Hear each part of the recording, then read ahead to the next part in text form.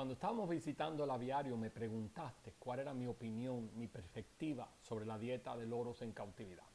Sabemos que ellos comen semillas, vainas y otros elementos. Por ejemplo, esto es pandanus. Esto representa parte de la dieta de la cacatúa palmera en su hábitat. En cautividad la tendencia es alimentarlos con frutas.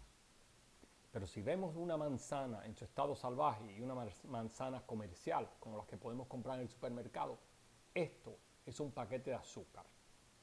Los loros en su hábitat comen frutas en un estado verde y lo hacen para no competir con mamíferos como monos y murciélagos que comen fruta y para tampoco competir con aves que comen frutas.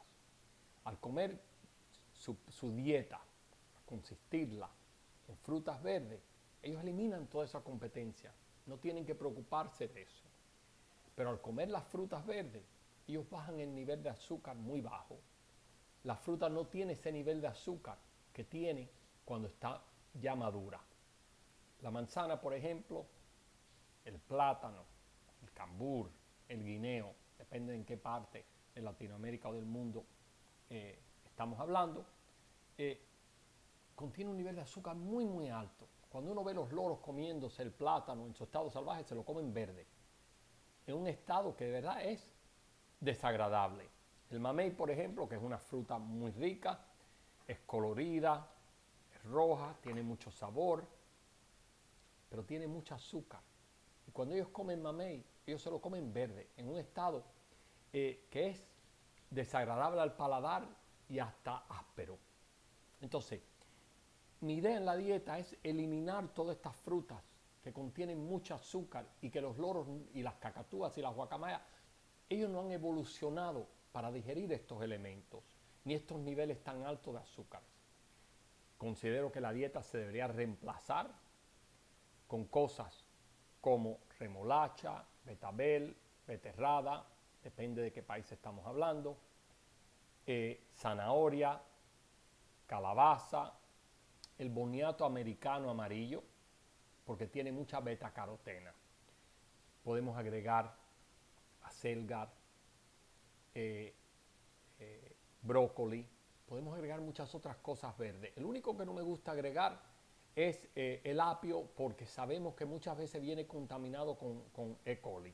Entonces eliminamos el apio, pero podemos agregar todos los demás elementos verdes, hasta espinaca, a la remolacha, a la calabaza, a la batata americana y a la zanahoria. Me gusta darle un pequeño hervor para romper las fibras, porque si rompemos las fibras, permitimos que cuando estos productos sean digeridos, los loros pueden asimilar la beta-carotena más fácil.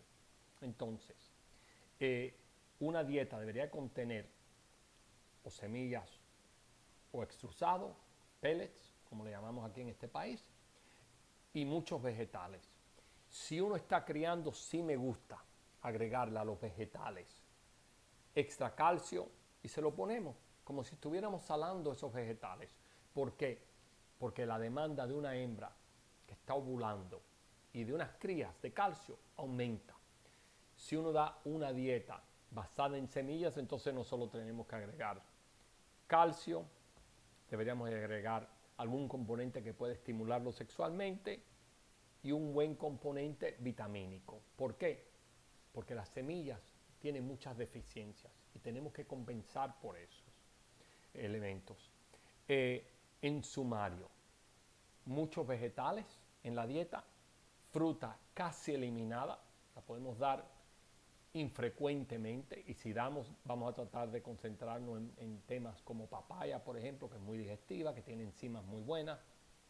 Si usamos semillas, nos enfocamos bastante en agregar calcios y vitaminas y esos elementos, y si damos una dieta basada en extrusados, entonces me gusta agregar extra calcio cuando están criando.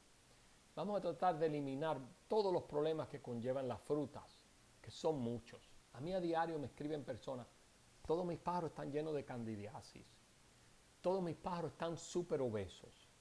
Y cuando pregunto qué dieta le dan, o le doy semillas y mucha fruta, mucho plátano, mucho manzana.